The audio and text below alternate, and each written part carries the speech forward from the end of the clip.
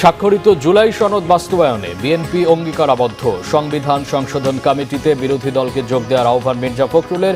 জুলাই আন্দোলন গণতন্ত্রকে শক্তিশালী করেছে মন্তব্য রিজভীর। শাপলা চত্বরে হেফাজতের সমাবেশে 61 জনের মৃত্যুর তথ্য মিলেছে। হত্যাকাণ্ডের তদন্ত প্রতিবেদন দাখিল 21 জুলাই। প্রধান আসামি শেখ হাসিনা, রয়েছেন সাবেক সেনাপ্রধান জেনারেল আজিজও। শেখ হাসিনার আমলে 2022 বিশ্বকাপ সম্প্রচারে 140 কোটি টাকার দুর্নীতি খতিয়ে দেখা হচ্ছে, জানালেন তথ্যমন্ত্রী। সাংবাদিক নীতিমালা নিয়ে শিগগিরই ইতিবাচক সংবাদ। স্পেন আর্জেন্টিনা গ্র্যান্ড ফাইনাল দিয়ে ফিফা বিশ্বকাপের পর্দা নামছে আজ। ফ্রান্সের বিপক্ষে 10 গোলের থ্রিলার জিতে তৃতীয় ইংল্যান্ড। দেখছিলেন সংবাদ শিরোনাম, এবার বিস্তারিত সংবাদ। স্থানীয় সরকার মন্ত্রী এবং বিএনপি মহাসচিব মির্জা ফখরুল ইসলাম আলমগীর বলেছেন, স্বাক্ষরিত জুলাই সনদ বাস্তবায়নে বিএনপি অঙ্গীকারাবদ্ধ। তা বাস্তবায়নে সংবিধান সংশোধন কমিটিতে বিরোধী দলকে যোগ দেওয়ার আহ্বান জানান তিনি।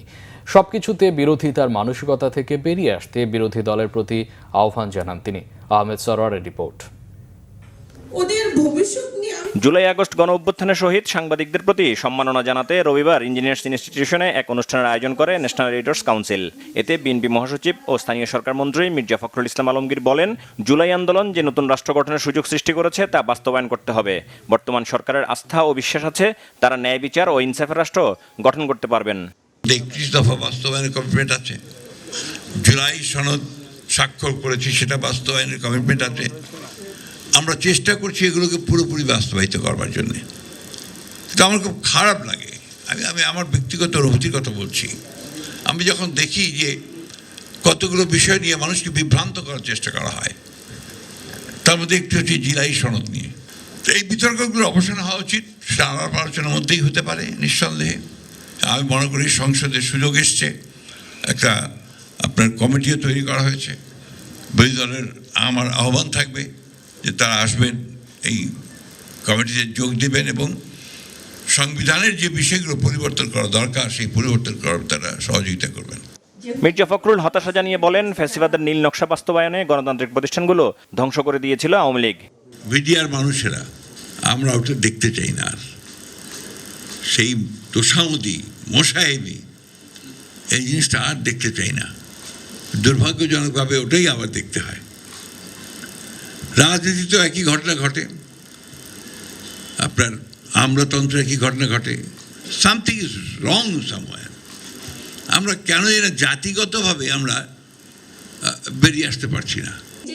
অনুষ্ঠানে সম্পাদকরা বলেন, সম্পাদকদের এই সংগঠন যতদিন থাকবে ততদিন তারা যতটা সম্ভব শহীদ সাংবাদিকদের পরিবারের পাশে থাকবেন। এক ঘৃণিত রাজনীতিবিদ যতই হুমকি দিক না কেন যে তিনি দেশে ফিরে আসবেন, আমরা প্রস্তুত আছি সেই ফ্যাসিস্টকে মোকাবেলা করবার জন্য। একবার তাকে দেশ থেকে বাধ্য করেছি আমরা, আর একবার তাকে তার সাজা কার্যকর করবার জন্য আমরা লড়াই করব। 17 বছরের জার্নালিজমের আমলনামা নেওয়া উচিত সত্যিকার অর্থে। এটা আমাদের সামনে এগোনোর জন্য এটা দরকার। আমরা কি জার্নালিজম করছি, কি মনস্টার পয়দা করা হয়েছিল 17 বছরে। হাসিনা কিন্তু পয়দার পিছনে সাংবাদিকদেরও তো ভূমিকা আছে, সংবাদপত্রের ভূমিকা আছে, টিভি স্টেশনের ভূমিকা আছে। অনুষ্ঠানে ন্যাশনাল এডিটর্স কাউন্সিলের পক্ষ থেকে জুলাই আগস্ট ছাত্র জনতার গণ অভ্যুত্থানে শহীদ সাংবাদিকদের পরিবারের হাতে নগদ অর্থ ও সম্মাননা তুলে দেওয়া হয়। আহমেদ সরওয়ার, বাংলা ভিশন, ঢাকা। প্রধানমন্ত্রীর উপদেষ্টা ও বিএনপির সিনিয়র যুগ্ম মহাসচিব রুহুল কবির রিজভী বলেছেন, স্থানীয় সরকার নির্বাচনে কারা অংশ নিতে পারবে সেটি নির্বাচন কমিশন ও আদালতের বিষয়। স্থানীয় সরকার নির্বাচনে প্রার্থীদের উপর বিএনপির কোনো সমর্থন থাকবে কিনা সে বিষয়ে কোনো সিদ্ধান্ত হয়নি। খুব শিগগিরই বিএনপির কাউন্সিল হবে বলেও জানান তিনি। দুপুরে নির্বাচন কমিশন সচিবালয়ে গিয়ে আনুষ্ঠানিকভাবে দলের বার্ষিক আয় ব্যয়ের হিসাব জমা দেন বিএনপির সিনিয়র যুগ্ম মহাসচিব রুহুল কবির রিজভীর নেতৃত্বে 3 সদস্যের প্রতিনিধি দল।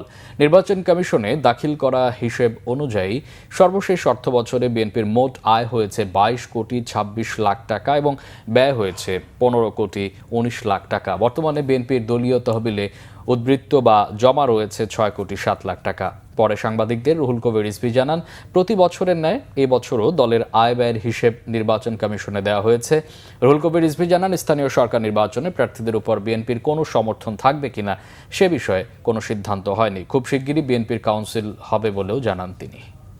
এটা আদালতের বিষয়, এটা নির্বাচন কমিশনের বিষয়, তারা নির্ধারণ করবেন কি আইন আছে না আছে দেখে তারা সেই জিনিসটি করবেন। অন্য রাজনৈতিক দল কি বলল না বলল সেটা বিষয় নয়। প্রচলিত আইন এবং এখন যে আইন প্রণয়ন করা হয়েছে সেই আইন অনুযায়ী কারা নির্বাচনে যাবেন না যাবেন সেটা সম্পূর্ণ দেখা, এটা মনিটর করার দায়িত্ব নির্বাচন কমিশন, আমরা তার কাছেই ছেড়ে দিলাম।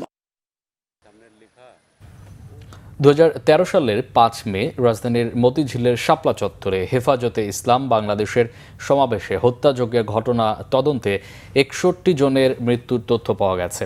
তাদের মধ্যে 58 জনের পরিচয় নিশ্চিত হওয়া গেছে বলে জানিয়েছেন চিফ প্রসিকিউটর আমিনুল ইসলাম। আগামী 21 জুলাই নির্ধারিত সময়ে আন্তর্জাতিক অপরাধ ট্রাইব্যুনালে তদন্ত প্রতিবেদন দাখিল করা হবে বলেও জানান তিনি। রবিবার সকালে আন্তর্জাতিক অপরাধ ট্রাইব্যুনালের তদন্ত সংস্থার প্রতিবেদনটি হাতে পায় প্রসিকিউশন। পরে সংবাদ সম্মেলনে চিফ প্রসিকিউটর আমিনুল ইসলাম বিষয়টি নিশ্চিত করে জানান, তদন্ত সংস্থা এরই মধ্যে তদন্ত প্রতিবেদন প্রসিকিউশনের কাছে জমা দিয়েছে। বর্তমানে সেটি পর্যালোচনার কাজ চলছে। এই মামলায় পলাতক সাবেক প্রধানমন্ত্রী শেখ হাসিনাকে প্রধান আসামি করা হয়েছে। এদিন সকালে শাপলা চত্বরে হেফাজতে ইসলামের সমাবেশে হত্যাযজ্ঞের মামলায় অগ্রগতি জানতে চিফ প্রসিকিউটরের সাথে দেখা করেন শীর্ষ নেতা সহ 10 থেকে 15 জনের একটি দল। 2013 সালের 5ই মে শাপলা চত্বরে যে নারকীয় হত্যাকাণ্ড যেটা সংঘটিত হয়েছিল, সেই বর্বরোচিত হত্যাকাণ্ডের বিষয়ে আপনারা জানেন যে আমরা দীর্ঘদিন যাবৎ আমাদের তদন্ত সংস্থা ইনভেস্টিগেশন করেছে।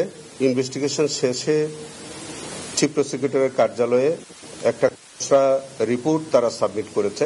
আমরা মনে করেছি যে যাতে একটি সঠিক তদন্ত রিপোর্ট সাবমিট হয়, যাতে একটা স্বচ্ছ বিচার হয় এবং প্রকৃত আসামি যারা তারা যাতে বিচারের সম্মুখীন হয়, সেই কারণেই আমরা ওনাদেরকে আজকে আমরা সালাম জানিয়েছিলাম।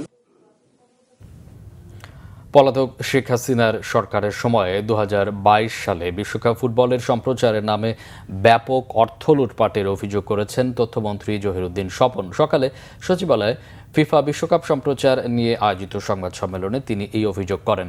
মন্ত্রী জানান, বর্তমান সরকার কোনো ধরনের দুর্নীতি বা মধ্যস্বত্বভোগী ছাড়াই ফিফার কাছ থেকে সরাসরি শূন্য খরচে এবারে বিশ্বকাপ সম্প্রচারের সত্ত্ব নিশ্চিত করেছে। বলেন, 2022 সালের বিশ্বকাপে মধ্যস্বত্বভোগীদের মাধ্যমে প্রায় 140 কোটি টাকার অনিয়ম ও দুর্নীতির অভিযোগ খতিয়ে দেখা হবে। এ বিষয়ে দুর্নীতি দমন কমিশন দুদক প্রাথমিক তদন্তও চলমান রয়েছে বলে জানান তিনি। এ সময় তথ্যমন্ত্রী আরও বলেন, সাংবাদিকদের দীর্ঘদিনের প্রত্যাশিত সাংবাদিক নীতিমালা নিয়ে খুব শিগগিরই ইতিবাচক সংবাদ দেওয়া হবে।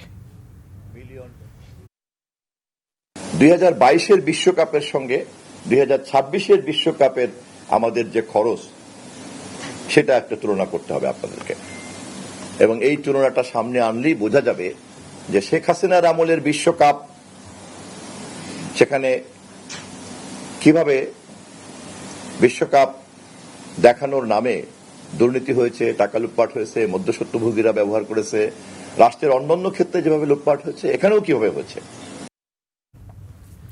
পলাতক সাবেক ভূমিমন্ত্রী সাইফুজ্জামান জাবেদের রাজধানীর গুলশানের 2টি ফ্ল্যাট বুঝে নিয়েছে দুর্নীতি দমন কমিশন। গত বছর ডিসেম্বরে অন্যান্য সম্পদের সাথে এই ফ্ল্যাট দুটি জব্দ করার নির্দেশ দেন আদালত। রবিবার সকাল 10টায় দুদকের উপপরিচালক মশিউর রহমানের নেতৃত্বে গুলশান 2-এর ফ্ল্যাটটিতে পৌঁছায় জয়েন্ট টাস্ক ফোর্স।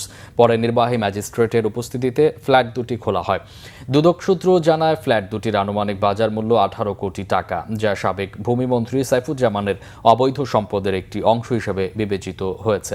তবে ফ্ল্যাটটি থেকে মূল্যবান আসবাবপত্র বা সম্পদ আগেই সরিয়ে নিয়েছে বলে ধারণা করছে দুদকের টিম। বিশ্বকাপ ফুটবল প্রসঙ্গ।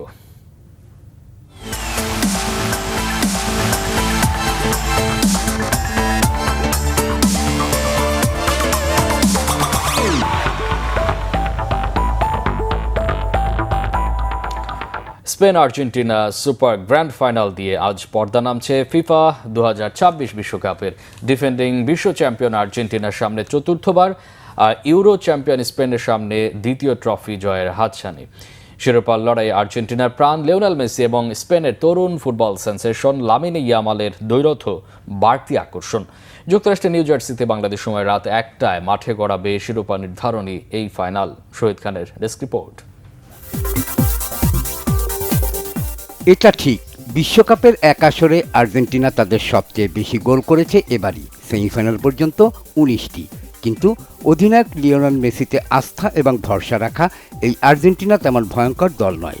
যদিও ফাইনালে ওঠার পথে প্রতিটি ম্যাচেই মেসির নৈপুণ্যে জয় ঠিকঠাক খুঁজে নিয়েছে লা আলবিসেলেস্তারা। সবশেষ 4টি ম্যাচেই যেমন শেষ 32-এ নবাগত কেপ ভার্দের বিপক্ষে দুবার এগিয়ে গিয়ে লিড হারানোর পর 120 মিনিটের লড়াইয়ে শেষ পর্যন্ত 3-2 গোলে জিতে শিরোপা ধরে রাখার স্বপ্ন বাঁচিয়ে রেখেছে ডিফেন্ডিং বিশ্ব চ্যাম্পিয়নরা। শেষ 16-য় মিশরের বিপক্ষে 67 মিনিটের মধ্যে আর্জেন্টিনা পিছিয়ে পড়ে 2-0 গোলে। 78 মিনিট পর্যন্ত স্কোরলাইন ছিল একই। পরের সময়টায় মেসিরা লিখে ফেলে বিশ্বকাপের ইতিহাসে সেরা প্রত্যাবর্তনের গল্পগুলোর একটি। 13 মিনিটের এক ঝড়ে 3 গোল করে অবিশ্বাস্য জয় তুলে নেয় 3বারের বিশ্বকাপ জয়ীরা। কোয়ার্টার ফাইনালে মেসিদের সামনে ছিল সুইজারল্যান্ড। নির্ধারিত সময়ে এক সমতায় থাকা ম্যাচ গড়ায় অতিরিক্ত সময়ে। 122 মিনিটে চোখ ধাঁধানো এক গোলে সব শঙ্কা উড়িয়ে দেন হুলিয়ান আলভারেস। শেষ দিকে লাউতারো মার্টিনেসের গোলে নিশ্চিত হয়ে যায় জয়। সেই মার্টিনেস সেমিফাইনালে ইংল্যান্ডের বিপক্ষেও করেন মূল্যবান একটি গোল। তাতে আর্জেন্টিনার ঘুরে দাঁড়ানোর গল্পে যেমন যোগ হয় নতুন অধ্যায়, তেমনি টিকে থাকে 1962 সালে ব্রাজিলের পর প্রথম কোনো দলের শিরোপা ধরে রাখার স্বপ্ন। মেসির নৈপুণ্যে টানা জয়ে ফাইনালে উঠে আসা আর্জেন্টিনা 6 বার বিশ্বকাপের সেমিফাইনালে খেলে প্রতিবারই এই কীর্তি গড়েছে। গত 4 আসরের মধ্যে তৃতীয়বার। এ পর্যন্ত একটি হ্যাটট্রিক সহ 8 গোল করা মেসির দিকেই যে ফাইনালের লাইমলাইট থাকবে তা স্পষ্ট। এদিকে 2010 সালে একবারই বিশ্বকাপ ঘরে তোলা স্পেনও নবাগত কেপ ভার্দের বিপক্ষে গোলশূন্য ড্রতে আসর শুরুর পর আর পেছন ফিরে তাকায়নি। 7 ম্যাচে 13 গোল করে বিপরীতে একটিমাত্র গোল হজম করা লা রোজারা কোচ লুইস দে লা ফুয়েন্তের অধীনে তারুণ্য এবং অভিজ্ঞতার মিশেলে গড়া দুর্দান্ত এক দল। গত ইউরোসহ 4 বারের ইউরোপ চ্যাম্পিয়নরা শেষ 32-এ অস্ট্রেলিয়াকে 3-0, শেষ 16-য় পর্তুগালকে 1-0, কোয়ার্টার ফাইনালে বেলজিয়ামকে 2-1 আর সেমিফাইনালে ফ্রান্সকে 2-0 করে হারিয়ে নিজেদের শক্তিমত্তা দেখিয়েছে। দলটির মাঝমাঠে মিকেল মেরিনো সুপার সাব হয়ে রাখছেন গুরুত্বপূর্ণ অবদান। আক্রমণে লাফুয়েন্তের মূল ভরসা মিকেল ওয়াইয়ারসাবাল এ পর্যন্ত 5 গোল করে তার দায়িত্ব ভালোভাবেই পালন করেছেন। আলোচনার কেন্দ্রবিন্দুতে থাকা 19 বছরের লামিনে ইয়ামাল ইনজুরির কারণে বিশ্বকাপের শুরুতে পুরো ছন্দে না থাকলেও ধীরে ধীরে মেলে ধরেছেন নিজেকে। বিশ্বমঞ্চে স্পেনের দ্বিতীয় ফাইনালে তার বড় পারফরমেন্সের অপেক্ষায় লা রোজারা। আর্জেন্টিনার বিপক্ষে মুখোমুখি লড়াইয়ে সমানে সমান স্পেন। আন্তর্জাতিক মঞ্চে এ পর্যন্ত দেখা হওয়া 14 লড়াইয়ে 2 দলেরই জয় 6টি করে, বাকি 2টি ম্যাচ ড্র হয়েছে।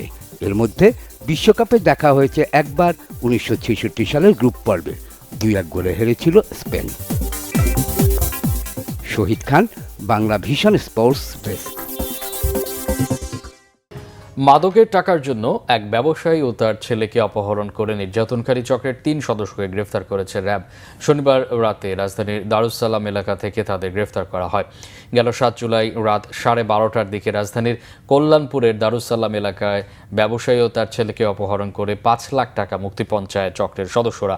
পরে একটি পরিত্যক্ত ভবনে নিয়ে ছেলের সামনেই বাবাকে নির্মমভাবে নির্যাতন করে অপহরণকারী চক্রের মূল হোতা বিল্লাল সহ 3 জন। এক পর্যায়ে নির্যাতনের মুখে ভুক্তভোগীর পরিবার 50,000 টাকা মুক্তিপণ দিতে বাধ্য হয়। মুক্তিপণের টাকা পেয়ে বাবা ও ছেলেকে ছেড়ে দিলে তাদের ভর্তি করানো হয় মুগদা হাসপাতালে। অপহরণকারীদের গ্রেফতারের পর রবিবার সংবাদ সম্মেলনে র্যাব জানায় চক্রের সদস্যরা আগেও কয়েকটি অপহরণ ঘটনায় জড়িত। চট্টগ্রাম ও চাঁপাইনবাবগঞ্জে সড়ক দুর্ঘটনায় 2 জন নিহত হয়েছেন। সকাল 8:30টার দিকে চট্টগ্রামের সীতাকুণ্ডে ছোট কুমিরা বাঁশবাড়িয়া এলাকায় বাস উল্টে 1 জন নিহত হন। আহত হয়েছেন অন্তত 6 জন। চট্টগ্রাম মেডিকেল কলেজ হাসপাতাল পুলিশ ফাঁড়ির ইনচার্জ নুরুল আলম আশেক জানান, জোনাকি পরিবহনের একটি বাস নিয়ন্ত্রণ হারিয়ে উল্টে যায়, এতে গুরুতর আহত হন 7 জন। তাদেরকে উদ্ধার করে চট্টগ্রাম মেডিকেল কলেজ হাসপাতালে নেওয়ার পর ডাক্তার 1 জনকে মৃত ঘোষণা করেন। আন্তর্জাতিক প্রসঙ্গ। ইরানের হামলায় জর্ডানে 2 মার্কিন সেনা নিহতের জবাবে ইরানে আরও শক্তিশালী হামলা শুরু করেছে যুক্তরাষ্ট্র। এতে হরমুজগান প্রদেশে 3 জন নিহত হয়েছে, আহত হয়েছে আরও 8 জন। পাল্টা জবাবে মধ্যপ্রাচ্যে থাকা মার্কিন স্থাপনাগুলোতে হামলা চালিয়ে যাচ্ছে ইরান। যুক্তরাষ্ট্র ও ইরানের মধ্যে নতুন করে পাল্টাপাল্টি হামলা শুরুর 7ম দিনে জর্ডানে থাকা মার্কিন বিমান ঘাঁটিতে হামলা চালায় তেহরান। এতে 2 মার্কিন সেনা নিহতের পাশাপাশি গুরুতর আহত হয় অন্তত 4 জন। হামলার পর এখনও নিখোঁজ আরও 1 জন।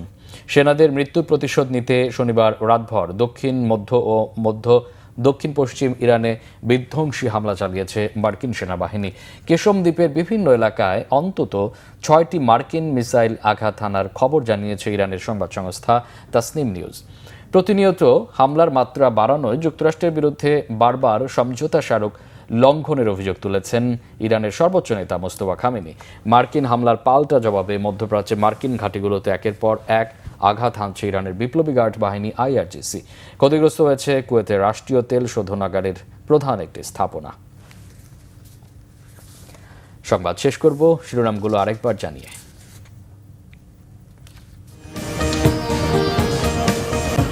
স্বাক্ষরিত জুলাই সনদ বাস্তবায়নে বিএনপি অঙ্গীকারবদ্ধ বলেছেন মির্জা ফখরুল। জুলাই আন্দোলন গণতন্ত্রকে শক্তিশালী করেছে, মন্তব্য রিজভীর। শাপলা চত্বরে হেফাজতের সমাবেশে 61 জনের মৃত্যুর তথ্য মিলেছে। তদন্ত প্রতিবেদন দাখিল 21 জুলাই।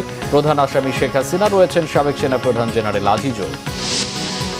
শেখ হাসিনার আমলে 2022 বিশ্বকাপ সম্প্রচারে 140 কোটি টাকার দুর্নীতি খতিয়ে দেখা হচ্ছে, জানালেন তথ্যমন্ত্রী। সাংবাদিক নীতিমালা নিয়ে শিগগিরই ইতিবাচক সংবাদ। স্পেন আর্জেন্টিনা গ্র্যান্ড ফাইনাল দিয়ে ফিফা বিশ্বকাপের পর্দা নামছে আজ। ফ্রান্সের বিপক্ষে 10 গোলের থ্রিলার জিতে তৃতীয় ইংল্যান্ড। এই ছিল এখনকার মতো। পরে সংবাদ বিকেল 4টায়, এর আগে 3টা রয়েছে নিউজ টপ 10 দেখার আমন্ত্রণ রইল। এছাড়া বাংলা ভিশন সংবাদ ও সংবাদ সংশ্লিষ্ট অনুষ্ঠান দেখতে ভিজিট করুন www.bvnews24.com ও facebook.com/banglavisionnews এবং সাবস্ক্রাইব করুন youtube.com/banglavisionnews। এতক্ষণ সাথে থাকায় অসংখ্য ধন্যবাদ।